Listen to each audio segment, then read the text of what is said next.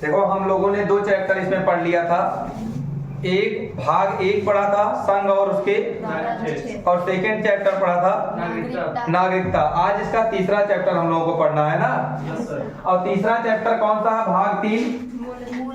भाग 3 में वर्णन है मूल अधिकार का।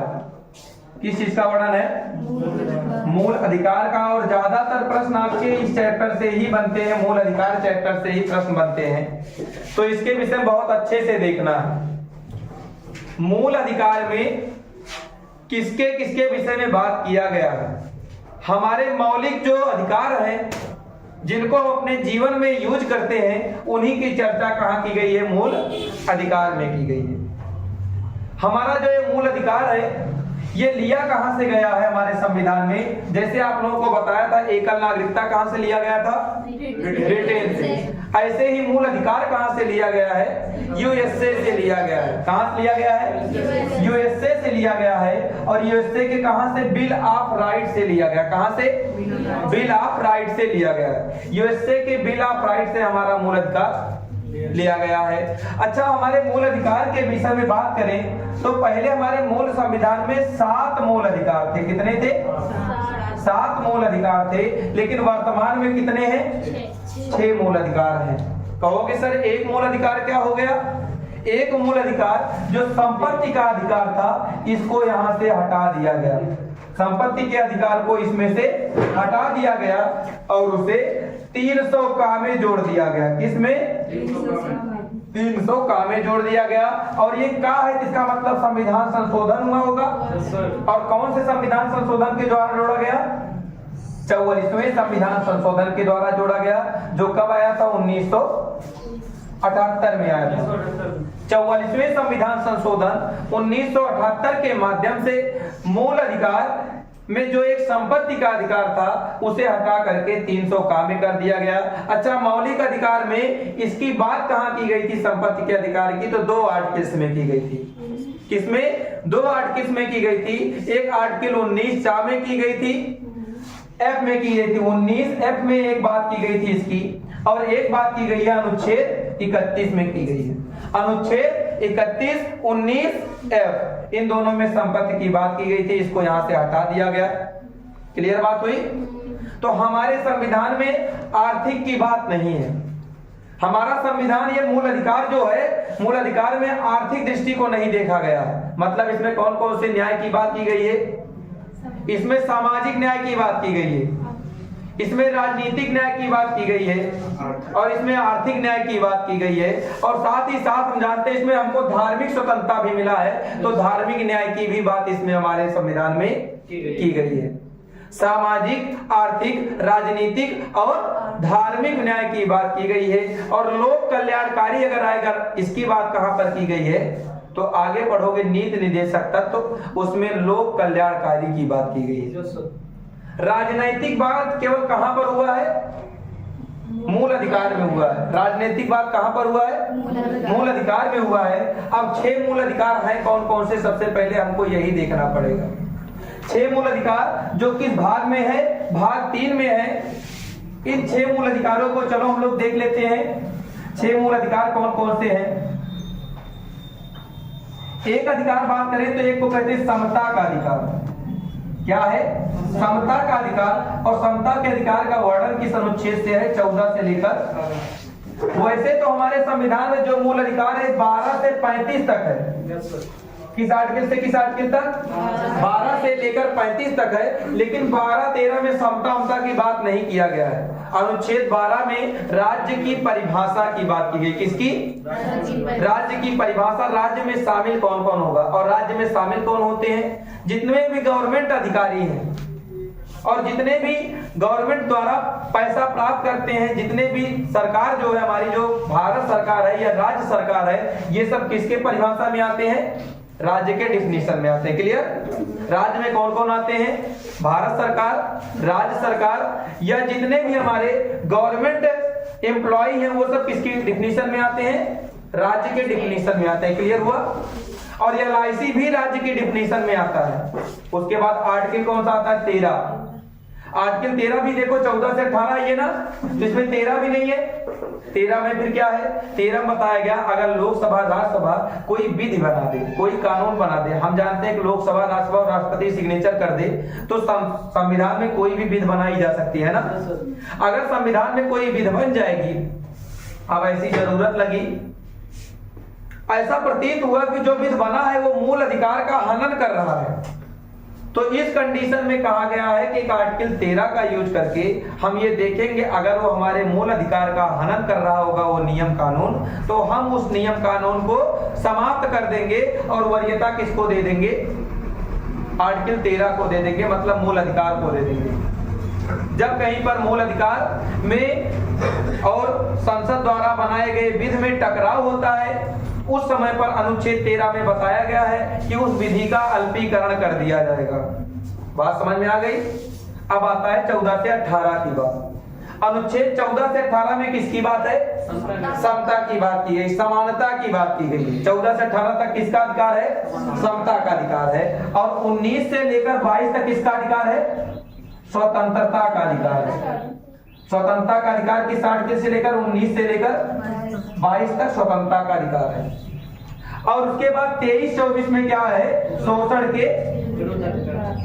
के विरुद्ध अधिकार किस आर्टिकल में है, 23-24 में है। ओके, ये बार बार पूछा जाता है किस आर्टिकल में किसका किसका वर्णन है।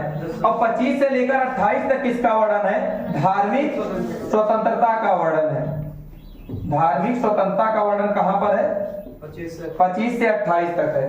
किस आर्टिकल से, 25 से लेकर 28 तक है धार्मिक स्वतंत्रता के अधिकार का वर्णन। उसके बाद 29-30 में किसका है, अल्पसंख्यकों के हितों का संरक्षण। किसका है, अल्पसंख्यकों के हितों का संरक्षण किस आर्टिकल में है, 29 और 30 में है। और उसके बाद अगला जो अधिकार है हमारा संवैधानिक उपचारों का अधिकार है। कौन सा है, संवैधानिक उपचारों का अधिकार, और जो कि किस आर्टिकल में वर्णित है, अनुच्छेद 32 में है। फिर से देखो सारा भाग है, ये भाग 3 मूल अधिकार की बात कर रहे हैं हम। किस अनुच्छेद तक, 12 से 35 तक है ये, ठीक है। और ये से लिया गया है समता का अधिकार, स्वतंत्रता का अधिकार, शोषण के विरुद्ध अधिकार, धार्मिक स्वतंत्रता का अधिकार, अल्पसंख्यक वर्गों के हितों का संरक्षण और संवैधानिक उपचारों का अधिकार। क्लियर, इतनी बात सबको समझ में आई। उसके बाद देखो समता का अधिकार किस आर्टिकल से किस आर्टिकल तक है, 14 से 18 तक। स्वतंत्रता का अधिकार किस आर्टिकल से है, 19 से 22। याद करो किसी भी तरह से, समता का अधिकार 14 से 18, स्वतंत्रता का अधिकार 19 से 22, शोषण के विरुद्ध अधिकार 23-24, धार्मिक स्वतंत्रता का अधिकार 25 से 28, और अल्पसंख्यक वर्गों के हितों का संरक्षण 29-30, और संवैधानिक उपचारों का अधिकार 32। समता का अधिकार, स्वतंत्रता का, शोषण के विरुद्ध, धार्मिक स्वतंत्रता और अल्पसंख्यक वर्गों के हितों का संरक्षण, संवैधानिक उपचारों का अधिकार। क्लियर हुआ। अच्छा, ये हो गए हमारे 6 प्रकार के मूल अधिकार। और संपत्ति के अधिकार को हमने बताया हटा दिया गया है ना। किस आर्टिकल में था, 19F और 31 आर्टिकल में था, और अब कहां पर कर दिया गया, 300 का में कर दिया गया। ठीक है, सबको समझ में आया। अब ये कानूनी अधिकार है, अब ये मूल अधिकार नहीं रह गया। अब संपत्ति का अधिकार कैसा अधिकार है, कानूनी अधिकार है, ये अब मौलिक अधिकार की श्रेणी में इसको नहीं रखा गया। अब इसी को हमको पढ़ना है सारे को, लेकिन इसको पढ़ने से पहले थोड़ा सा और जानकारी ले लीजिए। जानकारी क्या है, इनको समाप्त भी किया जा सकता है, मूल अधिकारों का समापन भी किया जा सकता है। कब, जब हमारे यहाँ पर राष्ट्रीय आपातकाल राष्ट्रपति लगाए तब। राष्ट्रीय आपातकाल मतलब, राष्ट्रीय आपातकाल आप लोग जानते हो, राष्ट्रीय आपातकाल का वर्णन 352 आर्टिकल में है। 352 आर्टिकल का जहां पर प्रयोग किया जाएगा वहां पर कहा गया कि राष्ट्रपति आर्टिकल 368 और 369 की मदद से, 368 और 358 और 359 और 359 की मदद से इन मूल अधिकारों को जितने भी आर्टिकल्स हैं सबका समापन भी कर सकता है। लेकिन ध्यान रहे, 20 और 21 का समापन किसी भी कंडीशन में नहीं कर सकता। आर्टिकल 20 और आर्टिकल 21 को कभी भी वो समाप्त नहीं कर सकता है। तो कह सकते हो राष्ट्रीय आपातकाल के दौरान राष्ट्रपति जो है अनुच्छेद 20 और 21 को छोड़कर सारे मूल अधिकार को समाप्त। लेकिन अगर कहीं पर सशस्त्र विद्रोह के आधार पर लगा हुआ है राष्ट्रीय आपातकाल 3 तरीके से लगता है। उसी में एक है सशस्त्र विद्रोह। पहले इसी का नाम था आंतरिक अशांति, अब उसका नाम कर दिया गया है सशस्त्र विद्रोह। अगर कहीं पर आपातकाल सशस्त्र विद्रोह के आधार पर लगता है तो वहां पर बताया गया है कि आर्टिकल 19 भी स्वतः समाप्त नहीं होगा। आर्टिकल 19 स्वतः समाप्त नहीं होगा। जब सशस्त्र विद्रोह के आधार पर लगेगा 20-21 तो नहीं खत्म होगा कभी भी, लेकिन आर्टिकल 19 भी उस समय स्वतः समाप्त नहीं होगा। क्लियर? कब? जब सशस्त्र विद्रोह के आधार पर लगेगा तब। बात समझ में आई सबको? अब हम लोग इसको पढ़ेंगे एक एक करके और इसी का अच्छे से अध्ययन करना है। अच्छा, और इसके बाद विषय में बात करें तो हमारा जो मूल अधिकार है ये न्यायोचित है। कैसा है? न्यायोचित। इसका मतलब क्या हुआ? इसका मतलब यह हुआ कि हमें इसे न्यायालय द्वारा संरक्षण प्रदान किया गया। अगर हमारे मूल अधिकार जो दिए गए हैं इसका कोई हनन करता है तो अनुच्छेद 32 के द्वारा हम सुप्रीम कोर्ट जा सकते हैं। किस आर्टिकल के माध्यम से? ये कई बार पूछा गया है। किस आर्टिकल के माध्यम से सुप्रीम कोर्ट जाओगे? अनुच्छेद 32 के माध्यम से आप जाओगे सुप्रीम कोर्ट, और 226 के माध्यम से हाई कोर्ट जा सकते हो। क्लियर? 226 के माध्यम से हाई कोर्ट, 32 के माध्यम से, और इन्हीं के द्वारा 5 प्रकार की रिटें जारी की जाती हैं। सुप्रीम कोर्ट या हाई कोर्ट में 5 प्रकार की रिट जारी होती है। 5 प्रकार की रिट अभी मैं लास्ट में बताऊंगा आपको कौन कौन सी रिट। अगर प्रश्न यह आता है राज्य के विरुद्ध गारंटी कौन प्रदान करता है मूल अधिकार को, तो वो सर्वोच्च न्यायालय प्रदान करता है। कौन प्रदान करता है? सर्वोच्च न्यायालय प्रदान करता है। क्लियर हुआ बात? अब आते हैं हम लोग अपने अधिकारों पर, जिसका मुझे नॉलेज होना चाहिए और भविष्य में इसका प्रयोग भी करेंगे हम लोग। क्लियर? अब देखते हैं एक एक मौलिक अधिकार के विषय में चर्चा करेंगे। सारे मौलिक अधिकार को अच्छे से अध्ययन कर लेंगे जिससे दिक्कत ना आए आगे। और इससे प्रश्न ज्यादातर मैं अभी जितने पॉइंट बताया हूं इसी से पूछे जाते हैं। अब आप सारे अनुच्छेद को देख लीजिए बस। जैसे पहला अनुच्छेद हमने बताया था समता का अधिकार किस आर्टिकल से किस आर्टिकल तक है? 14 से लेकर 18 तक। तो हम 14 से 18 तक चलो लिख दे रहे हैं। 14, 15, 16, 17 और 18। आर्टिकल 14 से लेकर 18 तक समता के अधिकार का वर्णन है। और आर्टिकल 14 में बताया गया है क्या? आर्टिकल 14 में किस चीज का वर्णन है? विधि की समझ, समता एवं विधियों का समान संरक्षण। 2 शब्द है, विधि की समझ, समता और विधियों का समान संरक्षण। मतलब जिसके ऊपर भी, जैसे हम कहें कि अगर कोई व्यक्ति गरीब है, कोई व्यक्ति अमीर है, तो उसके ऊपर अलग अलग तरीके का विध नहीं बनेगा। अगर वो किसी का मर्डर किया, अगर उसको आजीवन कारावास है तो अमीर व्यक्ति को भी आजीवन कारावास होना चाहिए। विध का समान समझा जाए, किसी के साथ भेदभाव नहीं किया जाए। किस आर्टिकल में है? 14 में। समझ में आया सबको? 14 में क्या है कि जो अपराध करेगा उसे दंड मिलेगा, वो भी समान दंड मिलेगा, चाहे वो अमीर हो चाहे गरीब हो। तो एक बात की गई है विधि की समझ, समता, विधि की समझ, समता की बात इसमें है। और एक बात है विधियों का समान संरक्षण, विधियों का समान संरक्षण। अब यहां पर थोड़ा सा समझ लीजिए।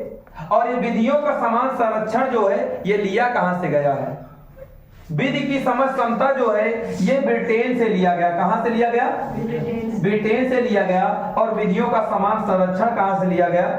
यूएसए से लिया गया। विधि की समझ, समता कहां से लिया गया है? विधियों का समान संरक्षण यूएसए से। और ये देखो संरक्षण किसी करोगे तो इसका मतलब सकारात्मक बातें आ रही है ना। तो विधि की विधियों का समान संरक्षण कैसा है? सकारात्मक भावना प्रकट करता है, सकारात्मक भावना प्रकट करता है। और विधियों का, विधि की समझ, समता क्या है?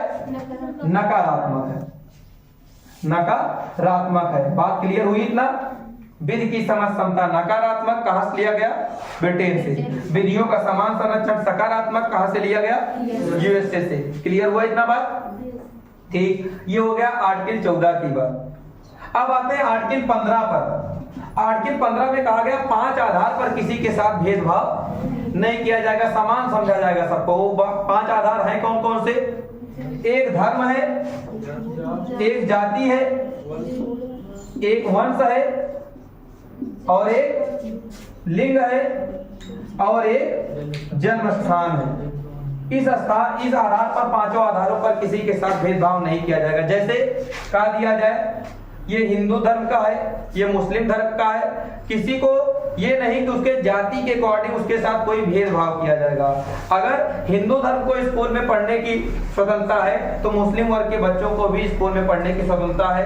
अगर हिंदू वर्ग के लोग जो अपराध करते हैं दंड मिलता है तो मुस्लिम वर्ग के लोग भी जो अपराध करेंगे उसी के समान दंड मिलना चाहिए। चाहे महिला हो या पुरुष हो, समान रूप से सबको न्याय मिलना चाहिए।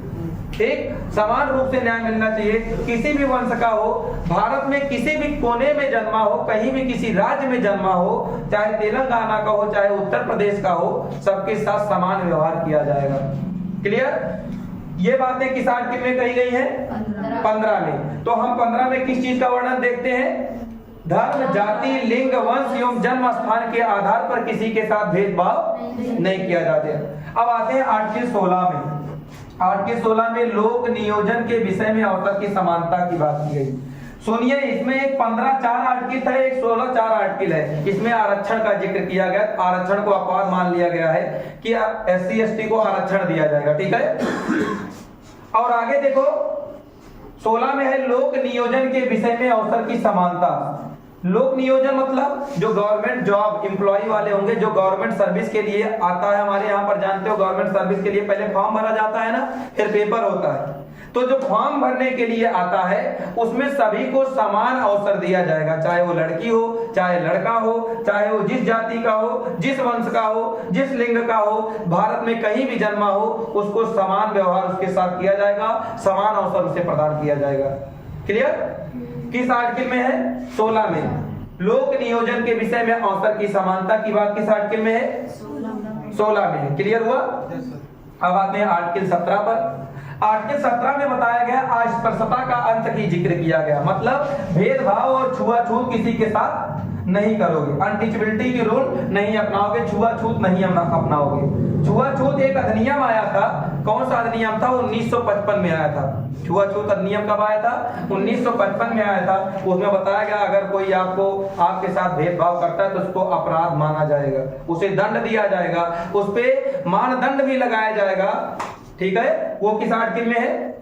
17 में बताया गया छुआछूत का अंत करो, ताकि हमारे यहाँ पर एकजुटता बढ़े, अखंडता ना बढ़े। क्योंकि हमारे प्रस्तावना में एक शब्द यूज किया गया है सामाजिक, आर्थिक एवं राजनीतिक न्याय, और एक जगह पर यूज किया गया अखंडता को कम करने के लिए, मतलब एकता को बढ़ाने का बात किया गया वहां पर। ठीक है? और इसीलिए हम कहते हैं छुआछूत का अंत हो। छुआछूत का अंत किस आर्टिकल में है? अब आते हैं आर्टिकल 18 पर। आर्टिकल 18 में उपाधियों के अंत की बात की गई है। क्या किया गया है? उपाधियों का अंत करो। लेकिन बताया गया है 2 चीजों की उपाधि आप लगा सकते हो आज भी अपने नाम के आगे, एक शिक्षा जगत की उपाधि और एक सेना जगत की उपाधि। जो सेना मतलब जैसे ब्रिगेडियर हो गए या लेफ्टिनेंट हो गए, ये सब अपने नाम के आगे अपनी उपाधि लगा सकते हैं। या शिक्षा जगत का जैसे डॉक्टर हो गए या प्रोफेसर हो गए, ये सब अपने उपाधि को अपने नाम के आगे लगा सकते हैं, अन्यथा और कोई भी अपने नाम के आगे अपनी उपाधि नहीं लगा सकता है। क्योंकि अगर हम किसी की उपाधि लगवाएंगे इसका मतलब तो वो आम लोगों से उच्च हो गया, आम लोगों से उच्च हो गया कि नहीं? तो इसी सेंस में कहा गया है कि उपाधियों का भी अंत करो, सबको समान ले आओ, सिमिलरिटी में ले आओ। ठीक है? आर्टिकल 18 में क्या उपाधियों के अंत की बात है। फिर से देखो सारा 14 विधि की समझ समता विधियों का समान संरक्षण, 15 धर्म, जाति, वंश, लिंग, जन्मस्थान के आधार पर भेदभाव नहीं होगा, 16 लोक नियोजन के विषय में अवसर की समानता, 17 छुआछूत का अंत, 18 उपाधियों का अंत। आशा करते हैं सारे आर्टिकल आपको तैयार हो गए। अब हम लोगों को समता के बाद पढ़ना है कौन सा? स्वतंत्रता का अधिकार। स्वतंत्रता का अधिकार किस आर्टिकल से किस आर्टिकल तक वर्णित है? 19 से लेकर 22 तक किसका वर्णन है? स्वतंत्रता के अधिकार का वर्णन है। और 19 में आपको बताएं 6 संशोधन किया गया है।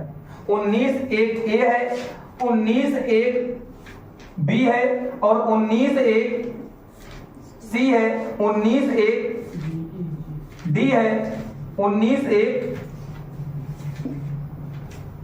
ई है। एफ निकाल ही दिया गया है, संपत्ति का अधिकार था। और क्या है, 19 एक जी है। ठीक, जो 19 एक है इसमें क्या स्वतंत्रता के अधिकार के विषय में वाक्य एवं पूरे आर्टिकल 19 में वाक्य एवं अभ्यक्त की स्वतंत्रता की बात की गई है। और आर्टिकल 19 में बताया गया वाक्य एवं अभ्यक्त की स्वतंत्रता की बात इसमें भी है, लेकिन इसमें प्रेस की भी स्वतंत्रता आ जाती है। प्रेस की स्वतंत्रता और बोलने का अधिकार किसमें है, 19 ए में है। बोलने का अधिकार या प्रेस की स्वतंत्रता का अधिकार किस आर्टिकल में है, आर्टिकल 19 ए में। जैसे आप किसी के पास जाओ और आपकी बातें ना सुनी जाए तो आप क्या करोगे, प्रेस बुलाओगे, और प्रेस के माध्यम से भी ना सुनी जाए तो 19 एक बी में क्या आ जाएगा, आप सम्मेलन बुलाओगे। और जब सम्मेलन बुलाओगे और सम्मेलन में क्या बनेगा, एक संगठन बनेगा। तो 19 एक सी में क्या है, संगठन बनाना। और जब संगठन बना लोगे तो आप क्या करोगे, इधर उधर घूमने जाओगे। तो घूमने का जिक्र कहां पर है, 19 में है। घूमने का जिक्र किसमें है, कहां, 19 एक डी में घूमने का। लेकिन ध्यान देना, आप अपने भारत के अंदर संगठन बना करके घूम सकते, यूनियन बना करके घूम सकते हो, भारत के बाहर यूनियन के रूप में नहीं जा सकते हो। तो भारत के अंदर में घूमने की बात किस आर्टिकल में है, 19 से। और घूमोगे तो जहां अच्छा लग जाएगा वहां निवास भी कर लोगे। तो निवास करने की स्वतंत्रता कहां पर है, भारत के किसी भी क्षेत्र में हम निवास कर सकते हैं, किस आर्टिकल में है, 19 से ई में है। कहीं पर भी हम निवास कर सकते हैं, किस आर्टिकल में है, 19 से एक। चाहे तमिलनाडु, केरल हो गया, या चाहे भारत में उत्तर प्रदेश हो गया, उत्तराखंड हो गया, हम कहीं भी अपना निवास बना सकते हैं। किस आर्टिकल में वर्णित है, 19 से ई में है। अब आता है 19 एक जी की बात। निवास करोगे, कहीं पर निवास करने लिए तो आपको जिंदा रहने के लिए व्यवसाय भी तो चाहिए। तो जीविका के साधन की बात किसमें की गई है, जीविका के साधन की बात जिक्र किसमें है, 19 से जी में। क्लियर हुआ बात। फिर से देखो, 19 से एक ए में प्रेस की स्वतंत्रता, वाक्य एवं अभ्यक्त की स्वतंत्रता, बोलने की स्वतंत्रता किस आर्टिकल में है, 19 से ए में है। 19 एक बी में क्या है, अगर आपके बातों के द्वारा कोई नहीं सुनेगा तो आप क्या करोगे, तुरंत सम्मेलन बुलाओगे, मीटिंग बुलाओगे। तो शांतिपूर्ण सम्मेलन बुलाने का अधिकार किस आर्टिकल में है, 19 से बी में है। और उसके बाद लेकिन शांतिपूर्ण सम्मेलन बुलाओगे, ये नहीं कि आप चलो मार काट करने लगो, ये नहीं हो सकता। शांतिपूर्ण तरीके से आपको सम्मेलन बुलाना होगा। क्लियर। 19 से सी में क्या बताया गया, अगर सम्मेलन होगा, कुछ लोग कहेंगे हम आपके सपोर्ट में हैं, तो एक यूनियन बन जाएगा। और एक यूनियन बनने के बाद कहेंगे चलो पूरे भारत के लोगों को बताएंगे कि हमारी बात क्या नहीं सुनी जा रही है। तो घूमने की स्वतंत्रता के आर्टिकल में है, 19 से डी में है। और जब घूमेंगे, कहीं अच्छा लग गया तो उसी जगह पर वो क्या करने लगेंगे, निवास करने लगेंगे। तो निवास की स्वतंत्रता किसमें है, ई में है। और निवास करने के बाद जब कहीं निवास करने लगेंगे तो खाने के लिए उन्हें व्यवसाय चाहिए। व्यवसाय यानी कि जीविका के साधन अपनाने की स्वतंत्रता किस आर्टिकल में है, कहने का मतलब भारत के किसी भी क्षेत्र में वो कोई भी कंपनी या अपने व्यवसाय को खोल सकते हैं। किस आर्टिकल में, आर्टिकल 19 से जी में। क्या 19 समझ में आया सबको। उसके बाद आता है एक आर्टिकल 19 के बाद आता है 20 में दोष सिद्धि के रूप में संरक्षण की बात की गई। किसकी, दोष सिद्धि के रूप में संरक्षण की। अगर आपको दोषी मान लिया जाता है तो दोषी मानने के बाद आपको 24 घंटे के अंदर आपको सेक्टर मजिस्ट्रेट के सामने प्रस्तुत करना होता है। पहले तो आपके ऊपर दोष सिद्ध होना होगा। आप पूछ सकते हो कि आपको किस हक से गिरफ्तार किया गया है। और इसमें यह भी कहा गया है कि आप अपने मन पसंदीदा किसी सरकारी वकील को भी चुन सकते हो। और ये भी पूछ सकते हो आपको किस बिहाफ पे गिरफ्तार किया गया है, कारण बताओ कि हमें दिखाओ, पहले वारंट दिखाओ कि मेरे गिरफ्तार करने का रीजन क्या है, आप गिरफ्तार करके ले चल रहे हो। और इसमें यह भी बताया गया है कि एक दंड के लिए केवल एक बार सजा मिलेगी, दो बार सजा नहीं मिलेगी। जैसे आज आप कोई दंड करते हो तो आपके आज अगर दंडित कर दिया गया है तो उसी दंड के लिए कहीं और कोई ऐसा ही अपराध होता है, आपको दंड दोबारा नहीं मिलेगा। एक दंड के लिए केवल एक ही बार अपराध आपको मिलेगा, मतलब दंड मिलेगा, दोबारा दंड का प्रावधान नहीं है। इसी में और कहा गया है कि अगर मान लीजिए 2011 में कोई आप अपराध करते हैं और उस समय था उस अपराध का सजा 1 साल और 2025 में आपका निर्णय आता है और इस 2025 में इसी सजा की उम्र बढ़ा के कर दी गई है 3 साल, तो आपको दंड कौन सा मिलना चाहिए? 2011 वाला कि 2025 वाला? निर्णय तो 2025 में आया लेकिन दंड आपको कौन मिलना चाहिए? 2011 वाला मिलेगा। क्लियर हुआ ये बात? अब जो 24 घंटे का समय जोड़ा जाता है, 24 घंटे के आगे मजिस्ट्रेट के सामने प्रस्तुत करना होता है, उसमें यात्रा और अवकाश का समय इंक्लूड नहीं होता है। यात्रा और अवकाश का समय नहीं जोड़ा जाता है, याद रखना। कौन सा? यात्रा और अवकाश का समय उसमें नहीं जुड़ता है। आर्टिकल 20 समझ में आया? दोष सिद्धि के रूप में संरक्षण, अगर आपके ऊपर दोष सिद्धि हो जाता है तब आपको क्या क्या संरक्षण दिया गया है। ठीक, आर्टिकल 20 हो गया। आर्टिकल 21 में किस चीज का वर्णन है? जीवन जीने के अधिकार का वर्णन आर्टिकल 21 में है। निजता का अधिकार किसमें है? आर्टिकल 21 में है। प्राण एवं दैहिक स्वतंत्रता किसमें है? आर्टिकल 21 में है। प्राण एवं दैहिक स्वतंत्रता किसमें है? कि आपके प्राण की रक्षा किया जाए, आपके बॉडी की रक्षा किया जाए। निजता का अधिकार किसमें है? आर्टिकल 21 में है। निजता का अधिकार आर्टिकल 21, प्राण एवं दैहिक स्वतंत्रता आर्टिकल 21 में। अच्छा, इसी 21 में एक आर्टिकल जोड़ा गया, 21 का जोड़ा गया। ये 21 का में शिक्षा संबंधी अधिकार है। क्या है? 6 से 14 वर्ष के बच्चों को निःशुल्क शिक्षा दिया जाए। ये किस आर्टिकल में है? 21 का में है। और किस संविधान संशोधन द्वारा जोड़ा गया? 86वें संविधान संशोधन द्वारा जोड़ा गया, जो कब आया था? 2002 में आया था। इसके द्वारा शिक्षा के अधिकार को 21 का में जोड़ा गया। और इसी 21 में विदेश में घूमने की भी स्वतंत्रता है। 19 में पढ़े घूमने की स्वतंत्रता भारत के अंदर के क्षेत्रों में। और अगर भारत के बाहर घूमने जानते हो तो किस आर्टिकल के माध्यम से जाओगे? और निजता का अधिकार का वर्णन किस आर्टिकल में है? विदेश में घूमने का। 6 से 14 वर्ष के बच्चों को निःशुल्क शिक्षा 21 का किस संविधान संशोधन द्वारा जोड़ा गया? कब आया था? 2002 में। इस शिक्षा की बात पहले नीति निर्देशक तत्व में किया गया था, आर्टिकल 45 में, लेकिन यहाँ पर ला दिया गया तो वहां से हो गया है 0 से 6 वर्ष के बच्चों को। क्लियर? 20-21 समझ में आया? अब एक आर्टिकल है आर्टिकल 22। आर्टिकल 22 में बताया गया गिरफ्तारी के रूप में संरक्षण। अगर आपको गिरफ्तार करते हैं, गिरफ्तार करके ले जाते हैं तो आपको कौन कौन सा संरक्षण प्राप्त है? ठीक, गिरफ्तारी के रूप में संरक्षण, आपको गिरफ्तार करने के बाद क्या क्या आपको सुविधाएं देंगे, किस किस चीज से आप बचाव कर सकते हो अपना, यहाँ तक कि आप अपने लिए वकील भी चुन सकते हो। इतनी भी सुविधा यहाँ पर दी गई है। क्लियर? गिरफ्तारी के रूप में संरक्षण की बात किस आर्टिकल में है?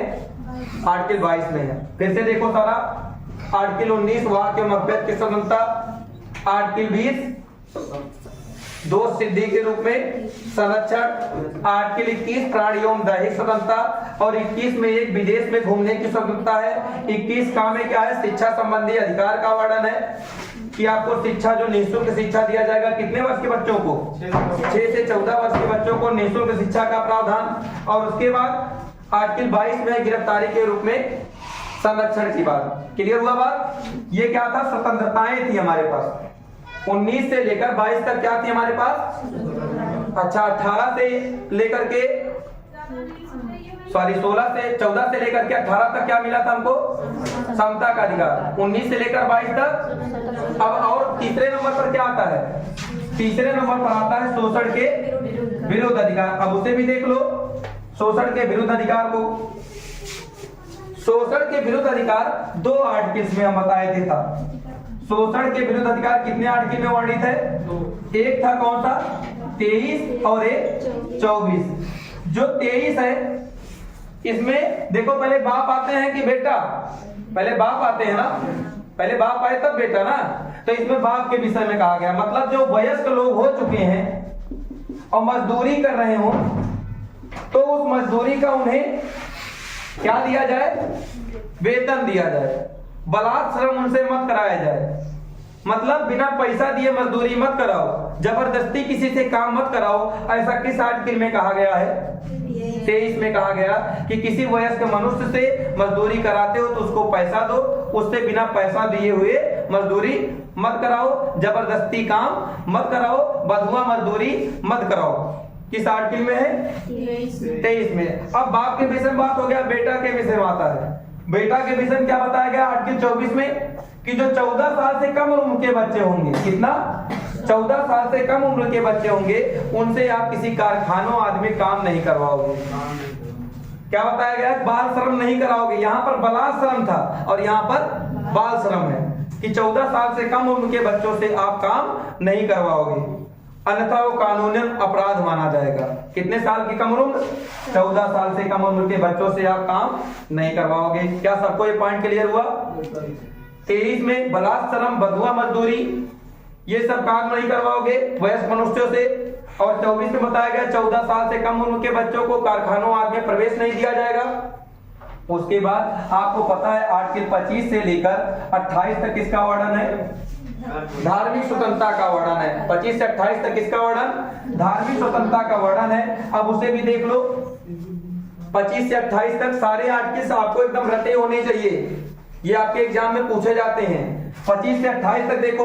आर्टिकल 25 में, 26 में, 27 में, 28 में क्या क्या बताया गया? 25 में बताया गया है कोई धर्म आप अपना लो अपनी, लेकिन इच्छा से, किसी से बाधित होकर के नहीं। जब अगर आपकी इच्छा करे जिस धर्म को अपनाने की, उस धर्म को अपनाने की आपको क्या स्वतंत्रता दी गई है। मतलब धर्म का आचरण कर सकते हो, अबाध रूप से, किसी के फोर्स किए गए नहीं। और इसी में सिखों का कृपाण धारण करना भी है। सिखों का कृपाण धारण करना किस अनुच्छेद में है? 25 में है। क्लियर? उसके बाद 25 समझ में आया? कोई धर्म हम अपने आप से अपना ले, या सिखों का कृपाण धारण करना, ये किस आर्टिकल में है? 25 में। 26 में क्या है? 26 में बताया ये गया है कि अब ये सम्मेलन करेंगे। जब ये धर्म अपना लिए तब ये लोग क्या करेंगे? समारोह करेंगे या सम्मेलन करेंगे, भाई भजन कीर्तन करेंगे, सम्मेलन बुलाएंगे। तो सम्मेलन की बात की, धार्मिक सम्मेलन की बात कहां पर की गई है? धार्मिक सम्मेलन की बात किस आर्टिकल में है? 26 में है।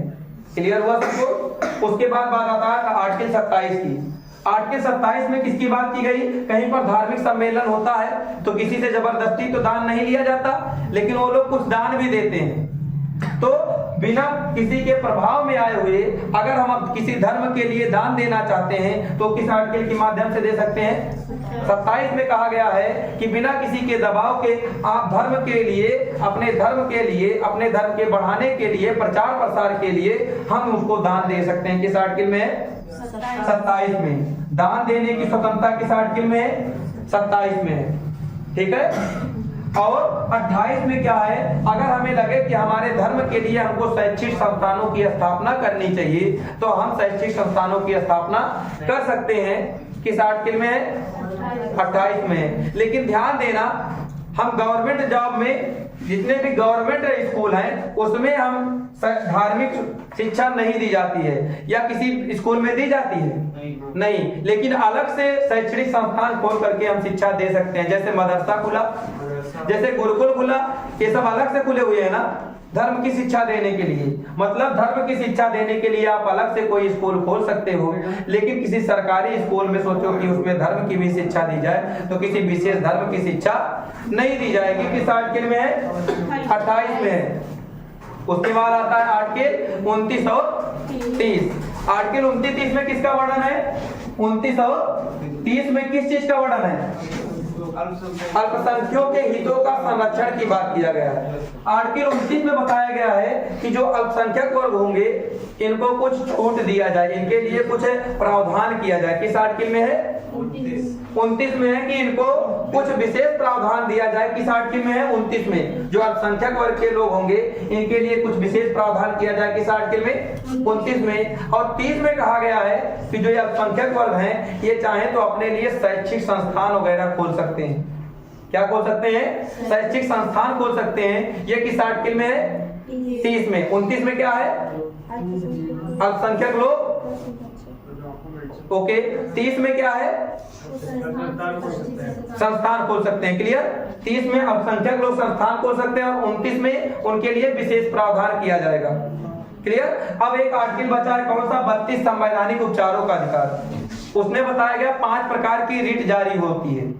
आप 5 प्रकार की आर्टिकल 32 के मदद से संवैधानिक उपचारों का अधिकार मतलब विधान पूर्वक अपना उपचार ले सकते हो। अगर आपके मूल अधिकारों का हनन होता है तो आर्टिकल 32 की मदद से आप कहां जा सकते हो? Supreme court. और 226 की मदद से।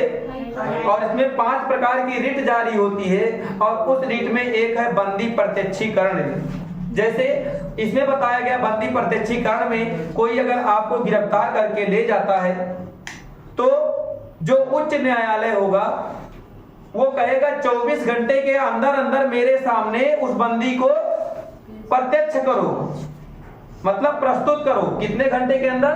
24 घंटे के अंदर। और उसे लगेगा कि उसके ऊपर लगाया गया अपराध अगर सही है तो उसे वो कारावास में डाल देगा, अन्यथा वहीं पर उसको बाइज्जत बरी कर देगा। ये कौन सा है रिट? बंदी प्रत्यक्षीकरण है। उसके बाद एक रिट है परमादेश। परमादेश में क्या है? जैसे किसी को लगे हायर मतलब जो उच्चतर न्यायालय होते हैं, उच्चतर न्यायालय को ऐसा लगा कोई निम्न न्यायालय जो है उससे निचला न्यायालय जो है वो सही तरीके से निर्णय नहीं दे रहा है, तो उस जगह पर वो आदेश देगा कि आप इस मामले को अपने उच्चतर विभाग में पेश करो और वहां पर इसका निर्णय दिया जाएगा। क्लियर? जैसे जिला न्यायालय में कोई मामला है और अगर लग गया सर्वोच्च न्यायालय को, वहां पर सही से काम नहीं चल रहा है तो कहेगा कि आप उच्च न्यायालय में मामले को भेजो। तो इसी को रिट को क्या कहते हैं? इस रिट को परमादेश रिट, परमादेश रिट कहते हैं। उसके बाद एक रिट होता है इसी में प्रतिषेध रिट। प्रतिषेध रिट क्या होता है? प्रतिषेध रिट मतलब वो मना कर देता है डायरेक्ट उच्चतर न्यायालय कि आपको मैं ये जो रिट दे रहा हूं इसमें क्लियर कर रहा हूं, आप इस पे निर्णय नहीं दोगे, आपको निर्णय देने का हक इसमें नहीं दिया जा रहा है क्योंकि मुझे लग रहा है कुछ गलत है, अब इसके निर्णय के लिए किसी उच्चतर न्यायालय को भेजो मामले को। क्लियर? ये प्रतिषेध हो गया। और अगला जो रिट जारी होता है वो कौन सा रिट है? उत्प्रेषण रिट। उत्प्रेषण रिट में क्या होता है? उत्प्रेषण इसमें निम्न न्यायालय उच्चतर न्यायालय को रिट भेज देता, कहता मेरे से नहीं हो रहा तो मैं अपने उच्चतर न्यायालय को रिट भेज दे रहा हूं। ये कौन सा है? उत्प्रेषण रिट। और एक रिट और कौन सा है? अधिकार परीक्षा। अधिकार परीक्षा में अगर कोई संवैधानिक पद पर बैठा हुआ है और ऐसा लगा उच्चतर अधिकारी को ये चीज लगा या उच्चतर न्यायालय को ये चीज लगा कि ये गलत तरीके से पद पर बैठा है, तो वो उससे पूछेगा आप किस बिहाफ पे, किस तरीके से आप इस पद पर आसीन हुए हो। किससे पूछेगा? जो निचले पद पर रहेगा। ठीक है? उससे पूछेगा कि आप सही तरीके से इस पद पर बैठे हो, अगर सही तरीके से बैठे हैं ठीक है, अगर गलत तरीके से बैठे हैं उनको वहीं से बर्खास्त कर दिया जाएगा। इसके लिए कौन सा आर्टिकल है? अधिकार परीक्षा। अधिकार परीक्षा रिट है। कौन सा है? अधिकार परीक्षा रिट। तो 5 प्रकार के रिट की बात यहीं पर किया गया है। इस प्रकार से सारे रिट की जिक्र हो गया। उत्प्रेषण रिट क्या होता है? फिर से समझ लो। उत्प्रेषण रिट जैसे सर्वोच्च न्यायालय हो गया, किसी न्यायालय को लगा वो सही से काम नहीं कर रहा है, संविधान के इच्छा काम कर रहा है, संविधान के विरुद्ध काम कर रहा है, तो कहेगा अपने से उच्चतर न्यायालय में इस रिट को डाल दो, भेज दो। जब वो दूसरे न्यायालय में वो रिट भेजा जाता है उसी को क्या कहते हैं? उत्प्रेषण रिट कहते हैं। अच्छा, एक पॉइंट यहीं पर और समझ लो, ये जो आर्टिकल्स है इसमें से कुछ आर्टिकल्स केवल विदेशियों को प्राप्त है, कुछ केवल भारतीयों को प्राप्त है। जैसे आर्टिकल 15, 16, 19, 29 और 30 ये आर्टिकल केवल भारतीयों को प्राप्त है। कौन कौन से? केवल भारतीय इन आर्टिकल को प्राप्त किए, विदेशी इस आर्टिकल को प्राप्त नहीं किए। कौन कौन से? 15, 16, 19, 29 और 30 ये केवल भारतीयों को प्राप्त आर्टिकल्स हैं, ये विदेशियों को नहीं है। ये भी प्रश्न कई बार पूछा गया। ठीक, अब आपका ये चैप्टर मूल अधिकार इतना ही पढ़ो, इससे ज्यादा आपके एग्जाम में नहीं आएगा। जितना मैंने बता दिया इतना ही एग्जाम में आता है और इतने को ही बार बार आप रिवीजन करते रहो। क्लियर? जी सर। आज के लिए बस इतना ही, अगला एपिसोड कल। जी सर।